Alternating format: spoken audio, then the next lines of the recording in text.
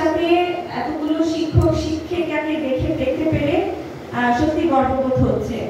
আপনারা জানেন যে শিক্ষা জাতির মেরুদণ্ড, একটি জাতির চেতনা বাহক, এবং এই শিক্ষার যে ধারক এবং বাহক সেটি হচ্ছে আমাদের শিক্ষক সমাজ। শিক্ষকরা আসলে কোনো দলের না, তারা হচ্ছে আমাদের জাতি গঠনের জন্য, একটি শিক্ষিত সমাজ গঠনের জন্য তারা আমাদেরকে ছোটবেলা থেকে শিক্ষা দেয়। একটা শিশু তার বাবা মার কাছ থেকে ভাষা শিখে, মাদার ল্যাঙ্গুয়েজটা শিখে, কিন্তু ওই শিশুটা পরবর্তীতে শিক্ষকের কাছ থেকে সঠিক শিক্ষাটা পায়, নীতি নৈতিকতা পায়। তা আমাদের আজকে শিক্ষক সমাজের, আমাদের শেরপুর জেলা শাখার অনেক শিক্ষকের অনেক দাবি আছে, অনেক করুণ কাহিনী আছে। তাদের ন্যায্য মূল্যের জন্য তাদেরকে কখনো কখনো মাঠে নামতেও হয়েছে। তো এই শিক্ষকগুলা যাদের কাছে দাবি করছেন,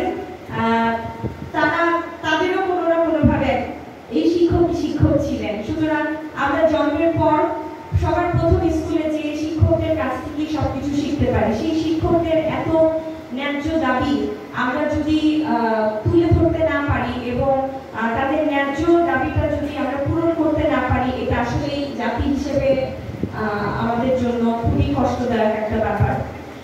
সুতরাং আমাদের যেহেতু সৌভাগ্য হয়েছে শেরপুর জেলা শাখার পক্ষ থেকে যে আমরা আমাদের শিক্ষক সমিতির পক্ষ থেকে প্রধান অতিথি, বিশেষ অতিথি আমাদের জাকির আঙ্কেল আছেন, সহ আরো অনেক শিক্ষকবৃন্দ আসছেন, সেন্ট্রাল নেতৃবৃন্দ আসছেন।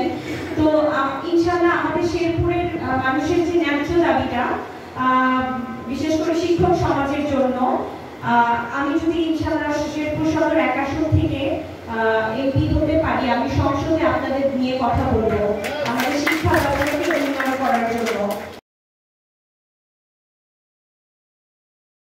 ওয়ালটন এখন দেশের সীমানা পেরিয়ে পৌঁছে গিয়েছে 50টিরও বেশি দেশে। ওয়ালটন, ঘরে ঘরে, বিশ্বজুড়ে।